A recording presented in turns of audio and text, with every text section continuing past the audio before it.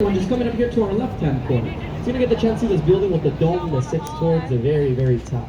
Now that building coming up is called 35 East Wacker Drive from the year 1925. It was designed by the same architect Grant Anderson Rose White, but bringing this building within the 1920s. It was formerly known as the Jewelers Building, as the jewelers would come on out and sell and pawn off all their jewels or diamonds or gems within the 22nd floor of the building. But what was really cool is that they had an elevator inside the building that would fit an entire car. So essentially speaking, the jewelers would go on in the first floor, park their car inside the first floor. The elevator would take them up to the 22nd floor. They walk out their car and they're right there, right in their office. How amazing and convenient is that? However, eventually within the 1930s, they got rid of the elevator because it was way too expensive to maintain. But still, it's some really great history that remains within that wonderful building. Now just a simple office building, once again called 35 East Wacker Drive from the year 1925, with the heavy ornamentation, that revival style of architecture. Yeah. But at this moment, coming up here to your top right-hand side, you get a chance to see these two corn-on-the-cob shaped structures, or what a lot of Chicagoans refer to as the Jetson Towers. By far two of Chicago's most photographed buildings, here we have officially Marina City from the year 1964. It was this unit split in between apartments and condos. But even towards the bottom, as soon as you come underneath the State Street Bridge, you'll get the chance to see its very own marina, a place to park your own boat. So hence the name Marina City. But not only that, it doesn't only stop there. You'll find anywhere from restaurants, grocery store, bowling alley, beauty salon, library, laundromat, and in fact even the Chicago. As what you see today, all these people hanging out, relaxing with themselves, you know, just with their friends and families, whatever the case is. It wasn't like this back in the prior to the 1960s because there was nothing located here to do. It was just simply a hardcore workplace environment. So the factories, the offices, all just surrounding this area. And then eventually when Marina City was completed within the 1960s, it offered literally everything of everything. So instead of having people live towards the outside of the city, they're trying to bring them here towards downtown Chicago. So it definitely did change significantly to the downtown Chicago that we do in fact know today, which is pretty cool. So we'll definitely talk a little bit more upon that a little bit later throughout the tour, especially with all the good stuff going on here within the Chicago Riverwalk, just right here to the bottom left-hand side. Which directly next to it, there you see a stone building. Almost seems like a giant throne, for example. So the Bluegrass building coming up is called 111 Wacker Drive from the year 2014. The building directly next to it is called the LaSalle Wacker Building from the year 1927. Now what's pretty funny is that these two buildings, these two architects never see each other face to face. But of course they're from completely different time periods.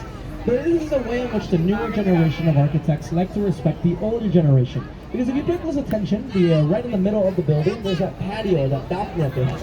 That's actually corresponding to the exact same height of the first setback or the first rooftop of the LaSalle Wacker building that sits directly next to it towards its right-hand side. So my personal way of saying it's like a quick fist bump. I saw a little bit earlier with the Trump Tower, with the two different setbacks corresponding to different building heights. So it's the exact same idea here. So very endearing that we see the architects get along really well with one another. As you see just right here, directly to our left-hand side. As what's going to be coming up next as we cross underneath this next bridge, LaSalle Street Bridge. Coming up to passing up the next bridge of Wells Street. So it's going to be a very large building, so might as well point it out decently early.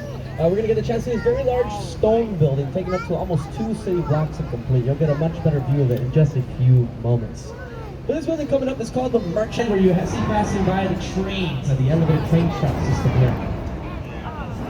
So that coming up, the Merchandise Mart, completed in 1930, designed by architects Grant Anderson Rose White, the same guys who brought us the Wrigley building at the very beginning of the tour. We get the chance to see this very large building to resemble the style of architecture that leads off just right after that revival style that we spoke about with the Wrigley building and the Jewelers building as well. As this is called the Art Deco style from the late 1920s to the early 1930s, which the Art Deco style, you're going to notice a number of characteristics that kind of coincide with almost every single Art Deco building that we're going to see on the tour today. As you'll notice anywhere from the Indiana limestone facade with the dark inset windows that sit just right in between, and it's actually creating these vertical racing stripes that guide your eyes from the bottom of the building towards the very, very top. Basically making the building look much bigger than what it really is in reality.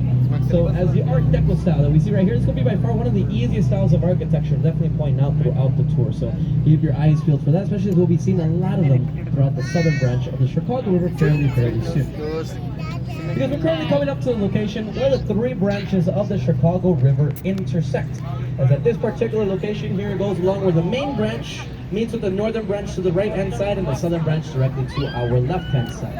And this area creates this Y-shaped intersection And this is what we consider to be the birthplace of the city of Chicago, where the very first taverns and first hotels straight along the banks of the river existed here. This is officially called Wolf Point. This is what we've considered it every years or so. So let's talk about a few of them. For example, just directly in front of us, you're going to see this blue glass building with the arch towards the bottom and top of it. Now this is called River Point, which is a 50-story fully office building that was completed back in the year 2017.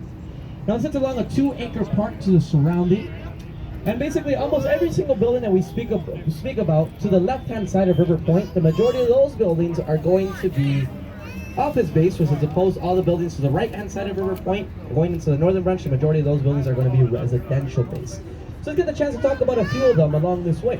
So for example, here to your right-hand corner, get the chance to see this white curved building with the blue LED lights as well shooting up towards the top and the blue glass in the balcony shooting up towards the top.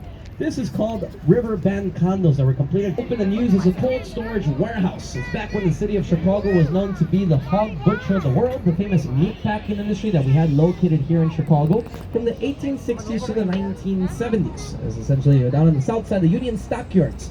We had all the meat products possible to keep them nice and cold, nice and frozen here within the inside of this building. But eventually when the industry dissolves within the 1980s, there's no more use for that building. So eventually what's going into around the late 1980s, early 1990s, the developers say, you know what, let's just renovate the building and make it residential since it is still fully functional. So what ends up happening, they have to cut in all the windows and all the balconies because at first it was just a giant brick block building with little to no windows.